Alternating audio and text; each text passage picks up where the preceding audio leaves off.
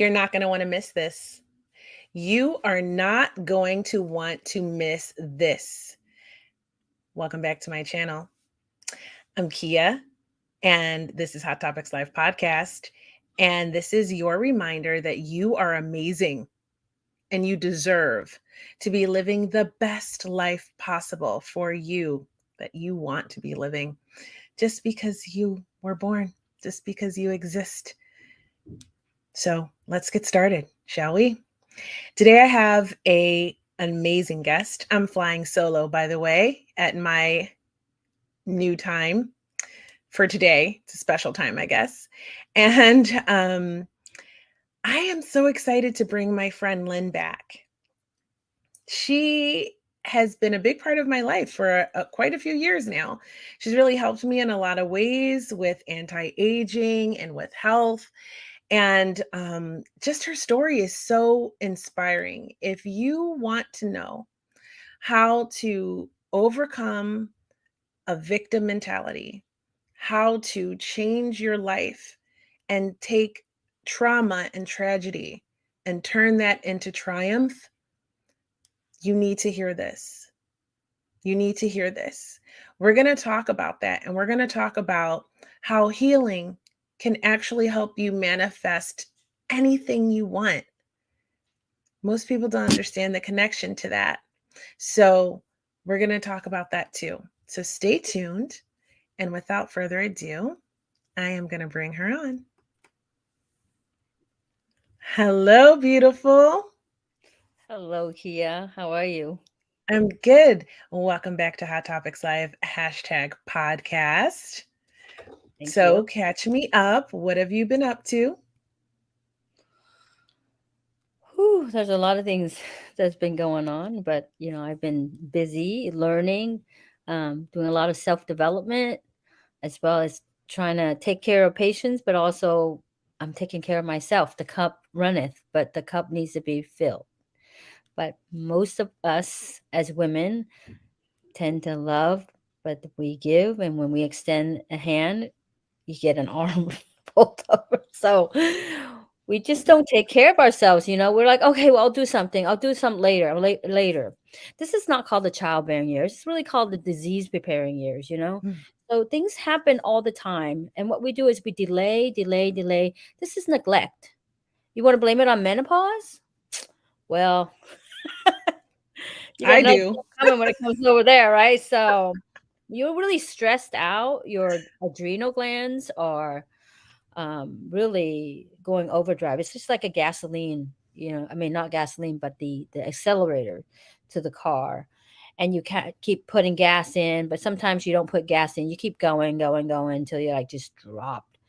But the adrenal glands are literally a backup to our ovaries. When our ovaries retire, once we go through menopause, your ovary starts producing its hormones. But if you are just wiped out, you're going to be hell on wheels when it comes to transitioning to menopause.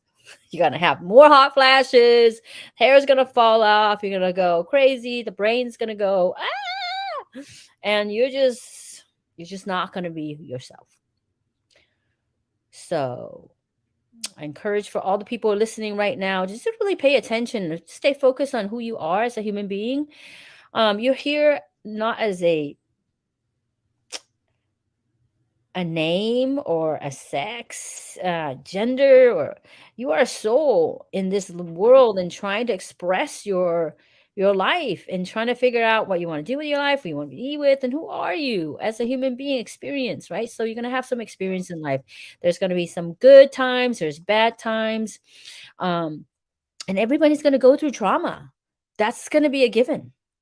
So just expect that, you know what? Some days when it's really boring, just be thankful.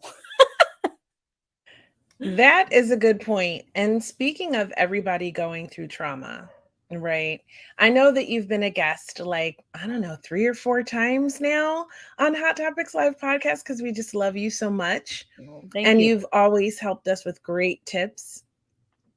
But we for the people that are new here and they don't know your story, will you just kinda give us, I know it's a big story and it's hard to condense it, but can you just give us a background on how is it that you have become an expert on turning trauma and tragedy into triumph?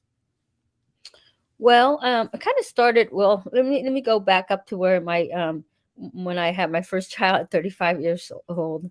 My hormones are already declining, and having a baby at that age, your baby kind of sucked the life out of you, so bones and everything, right? So it took my son breaking all my front teeth to make me realize that I was malnourished. But I didn't know that, as a mom, I was just busy and, I was mentally deranged. I didn't sleep more than like 2 hours at a time for 2 years, breastfeeding and all. I'm going to work as a professional woman. So you look good on the outside, but the inside, you're broken glass. So I would cry for no reason. And so I was told that I had postpartum depression, but reality was I was malnourished. I was pushed to start on drugs, but then I'm like, I'm not depressed. Would a depressed woman curl her hair and, put on makeup and go to the doctor? No. So I knew there was something wrong with me, but I just couldn't put, my finger until that happened to me. I'm like, oh my gosh, my hair was falling off. I would, curl my hair in a way where nobody sees, the bald spots underneath, so I wear it well, but reality is I was not taking good care of myself. I really wasn't. Going to work, and the drug reps will come and bring. It's funny thing is they actually bring donuts and ho hos and things like that, and they're the drug rep for diabetes. The drug rep for diabetes was doing Yeah, that. they're selling drugs for diabetes, and I'm thinking, "Wait a minute." I said, "Well, can you just, like, bring eggs or something like that?" And I said, "These women who are sitting up front who are, office assistant, they don't need this. They're already having a sedentary job, and then you're adding more." I said, "Do you have insulin injected into the pastries?" So they're like, "Well, it's job security." Can you believe that? Really? Yeah, it's job security. So this is not managed well. This is the whole system. And you can't blame it to the doctor. You just can't blame the doctor. You blame it the whole system. It's broken. So it's up to us to really take charge of our health and be a willing participant so that you can actually work with your provider. And you need to find somebody who's really resonates with you and become your advocate. And the doctor should not be the dogmatic person. They're supposed to be the facilitator, the like I get called medical mom all the time, so, "Oh, she's my medical mom." It makes me feel so,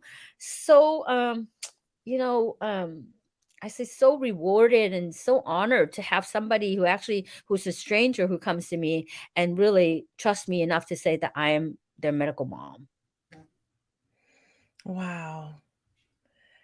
That is so sweet. Oh, I love it. It's really nurturing, but being a nurse practitioner is kind of like you have a role as a nurse, but then you are a diagnostician. So you're kind of like the doctor in the house, but you're kind of like a hybrid, so you can listen to them. I always hear patients, listen to patient and let them be heard. And I teach them how to listen